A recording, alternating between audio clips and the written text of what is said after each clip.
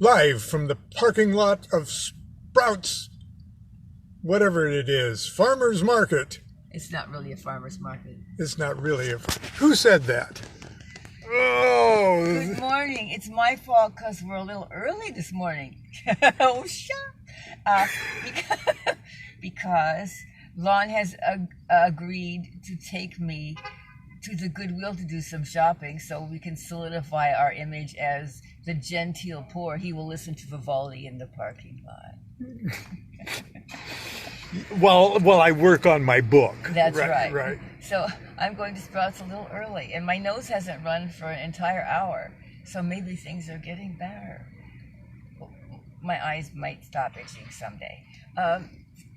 Anyway, I really am here not to say that, but that too, but to say thank you to everyone all the well wishes on Mother's Day. You're all my babies. I am mother of many Buddhas, and you're all out there. Thank you so much. And we're lucky. And we're lucky. We're very lucky. We're very fortunate. Yes. So okay. Thank you. And I'm actually going to go. And I think I'm actually going to start. I'm going to do my show early today. I know. It's probably going to, upset some people. Oh, well, I hope they live.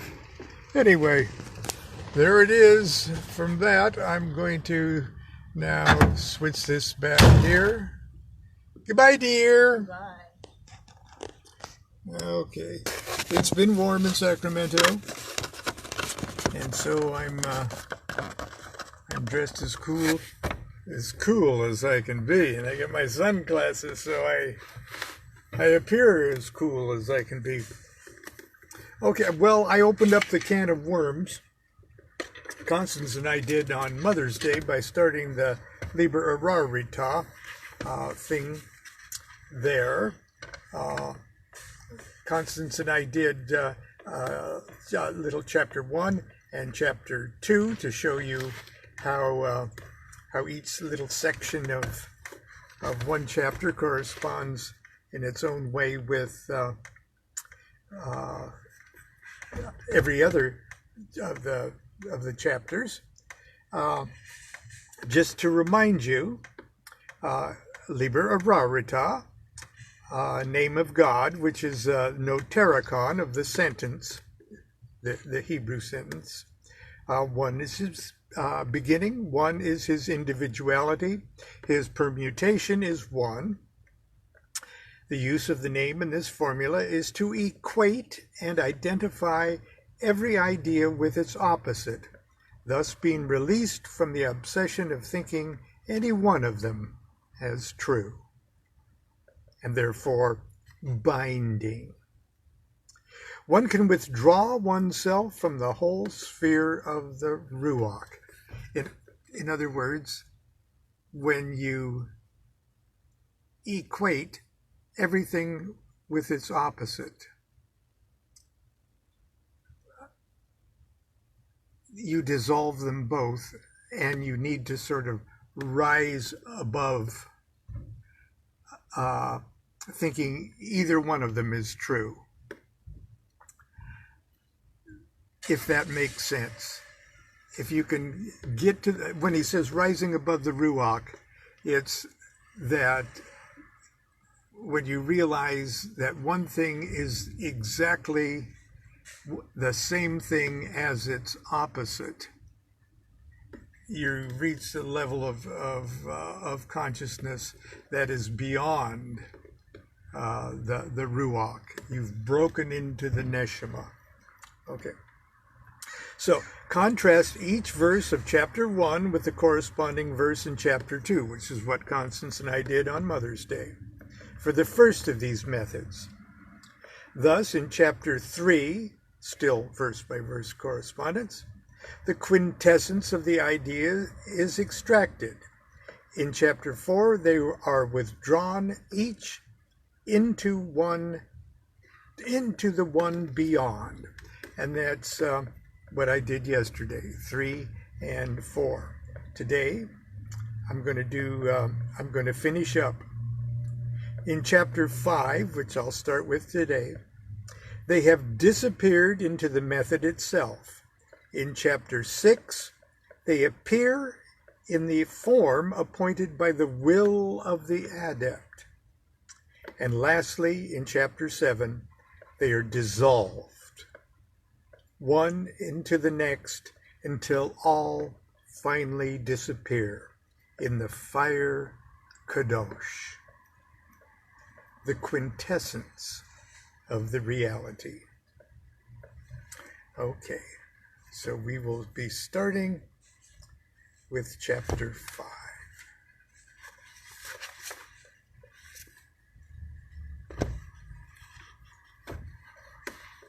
And remember how the numbered verses bring us down the tree of life, and then back up to the crown of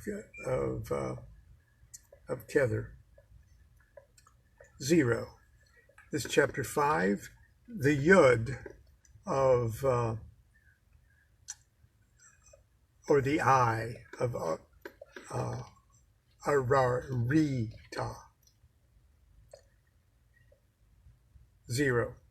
In the place of the cross, the indivisible point, which hath no points, nor parts, nor magnitude, nor indeed hath it position, being beyond space, nor hath it existence in time, for it is beyond time, nor hath it cause or effect, seeing that its universe is infinite every way, and partaketh not of these our conceptions.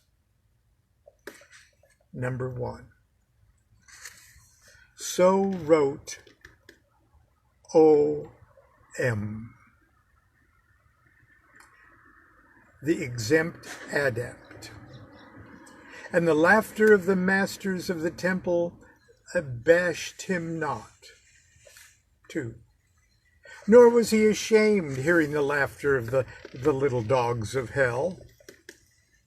3, and this would correspond to the sphere of Saturn. 3. For he abode in his place, and his falsehoods was truth in his place. 4, Jupiter. The little dogs cannot correct him, for they can do naught but bark. 5, Mars. The masters cannot correct him, for they say, come and see. 6, Sun. And I came and I saw, even I, Perdurabo, the philosophus of the outer college. Now, O.M. is his across the abyss consciousness, okay, Crowley's. And Perdurabo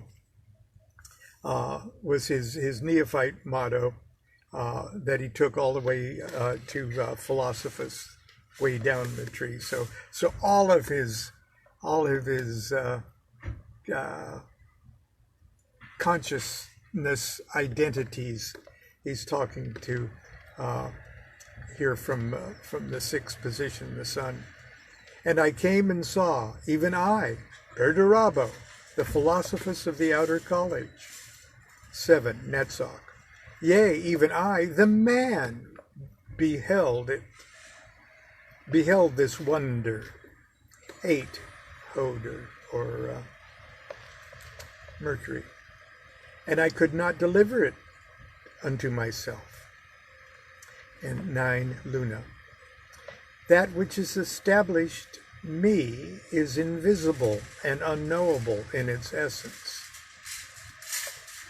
10. Only they who know it may be known. And IT, capital I, capital T. Yod, the hidden spermatozoon, and T, the unhidden spermatozoon, or the phallus concealed and unconcealed. So that's number 10. Only they who know it may be known. 11. For they have the genius of the mighty sword 418. 418 is abrahadabra, the union of the macrocosm and microcosm. 12. And they are not deceived by any of these things, for by their subtlety do they expand them into the 12 rays of the crown. And 13. Echad, unity, one. And these 12 rays are one.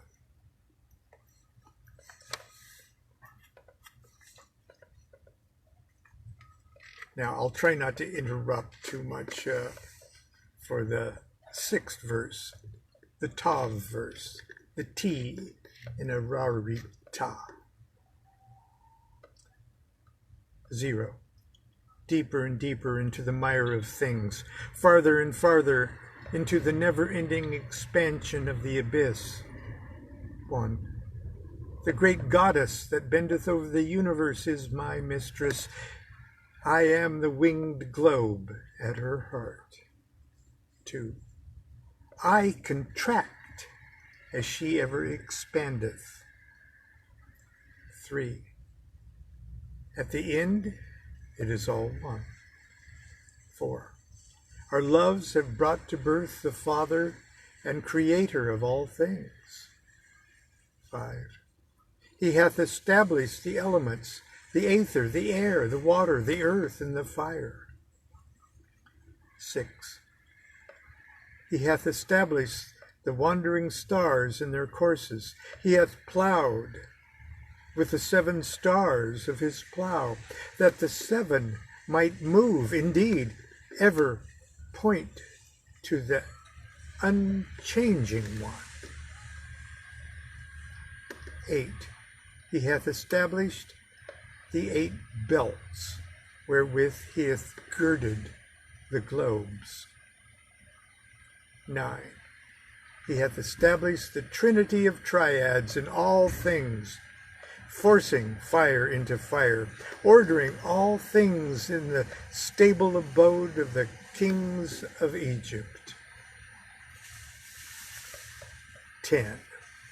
He hath established his rule in his kingdom.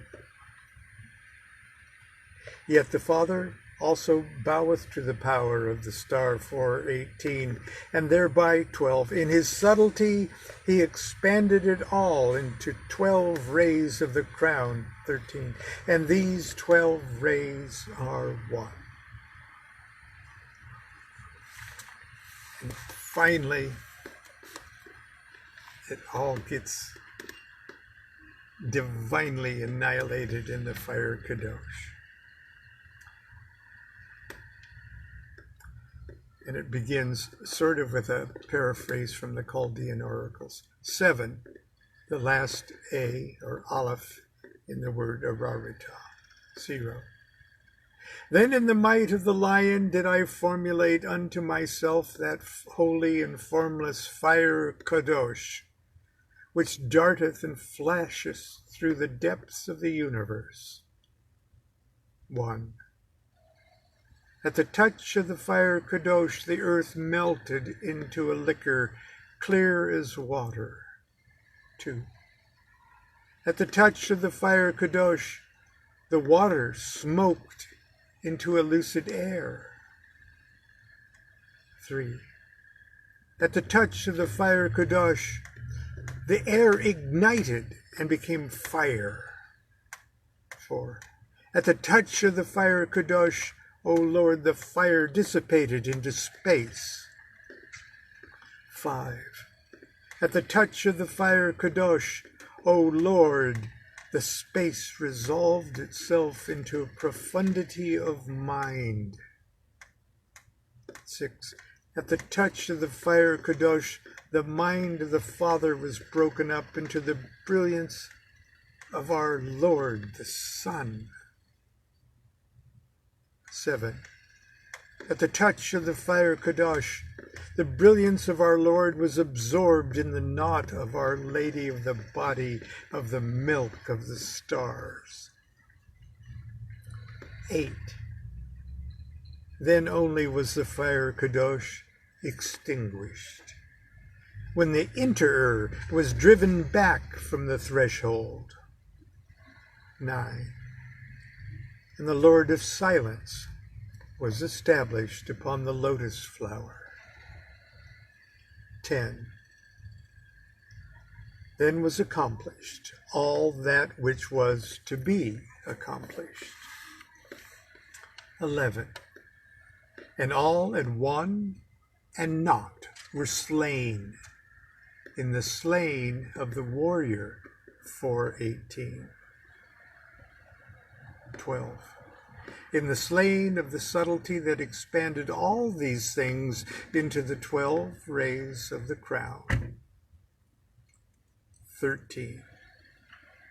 That returned into one and beyond one, even unto the vision of the fool in his folly that chanted the word Ararita, and beyond the word and the fool, yea, beyond the word and the fool.